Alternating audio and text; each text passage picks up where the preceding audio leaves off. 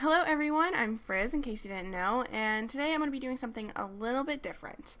Recently, I was asked by one of my viewers to create a video that shows how I make thumbnails. Now, I do a very basic thumbnail, okay? They're very basic, they're very simple. I do not use Photoshop simply for the fact that I cannot afford it. It's too much out of my price area, too much... Hello everyone, I'm Friz, in case you didn't know that, and today we're going to be doing something a little bit different. Recently, I was asked by one of my viewers to create a video that shows how I make thumbnails.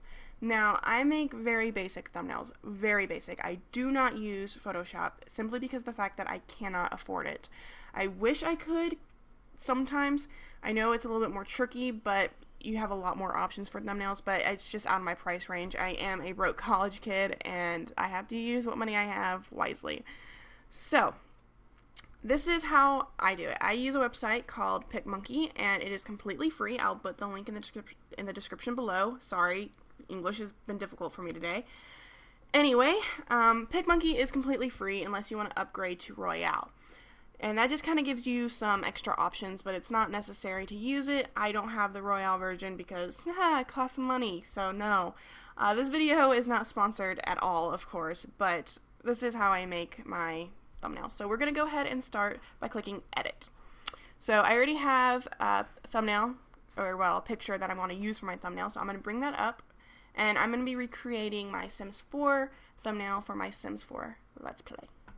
So what I usually do is just auto adjust the picture just because it is easier, but I could spend hours upon hours trying to lighten it, but the thing is that would just really make things so much more difficult than I can handle, and that may sound really lame to you guys, but it's the truth. I am a perfectionist, so there are times when I do take the easy route. So I do auto adjust, and that brightens the picture a lot, and I know it looks crazy right now, but when it's an actual thumbnail, it does look good, because you don't want the thumbnail to be too dark. It kind of, I don't know, I don't really care for it when it's really dark like that. Of course, you don't have to do that. You experiment with your thumbnails as much as you want. Absolutely. So I'm going to go ahead and crop the picture, and I usually use the HD TV option. You can also use your screen, anything like that. That's actually 1080p, so we should probably use that one. Why not? So I'm going to drag this. I might change to the HGTV. I kind of like the dimensions a little bit better. Yeah, we're going to do that. Yeah, it's a little bit more square. I kind of like that. Okay, we're going to pull that out a little bit, and that's pretty good. So I'm going to go ahead and do that, resize it. I didn't want a whole lot of space on this left side, so I just wanted to kind of cut that out. You have a lot of options, within the basic edits. You can change colors, sharpen it, whatever you want, resize it however you want, you can just do whatever. Then you have other effects where you can turn it, black and white if you want to. I'm not going to do that, but you can do that if you want to. You can soften it, which is kind of nice. I've never done that before. Not bad. Anyway, and you have other touch-up options. I'm going to go ahead and go to the text option, and I am going to choose Shadows into Light 2. That is the text I usually use, and I'm going to type in, for this, I'm going to type in Let's Play and add a colon. Then I will be changing the font to white, and after that I usually pull in the text box to actually fit the text, and then I enlarge it. And you can do this, however big you want, and then I'm going to rotate it, and I made it way too big. Let's make that a little bit smaller. And we can always, you can always edit, nothing is finite when you, on PicMonkey until you actually save it, but then you can always just restart. Super easy. Next I'll be doing an overlay, and they have a lot of options for overlays already. You can just, click on it, and they've kind of changed it since the last time I did overlays, but you choose a color that you want. We'll do, like, this orange, which is not really something I'd usually use. But we'll do that just to kind of show you how it works, and you can fade it so it's a little bit lighter. I do use this on the 100 Baby Challenge one where I have that gray where the title is and what generation it is. I do use that, and you can put that text box in there if you want. It does get a little tricky because sometimes you have a hard time clicking on the text box when it's on the overlay box. You just kind of have to play with it and be patient. I cannot stress that enough. So we're going to get rid of that because we're not using that. I have my own overlay. Well, it's not really, I guess, my own, but I use it. It's actually the Sims 4 logo, and where did I put it? It's in pictures right here.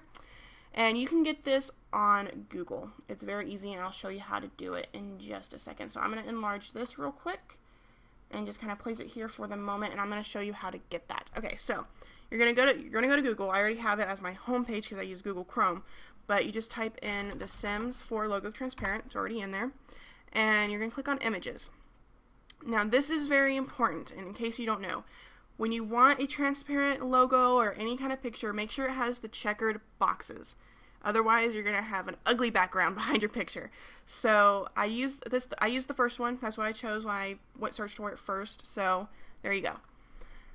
So back to creating our thumbnail. We're going to enlarge this a bit more. We're going to rotate this a little bit less, move this over, and we're going to make it a little bit bigger. Oh yeah, I like it. I like it.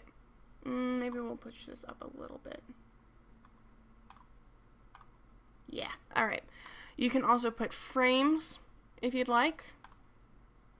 There you go. I've never tried that before either, but like I said, I keep it very, very, very simple. So you have frames, you have textures that you can add behind the picture, like this. That's neat. Very neat. Woo! And you also have themes. And these are, I think if I'm not mistaken, are these, what is this? Oh, there we go. See, there's so many things I haven't used. There used to be banners at some point over, what am I thinking of? These are overlays, obviously, but I don't know. I think it must have been over here. Yeah. I use a banner one from here, like labels or banners. Here we go. I've used this before when creating a thumbnail. There's a lot of options, and honestly with PicMonkey, you just gotta play with it.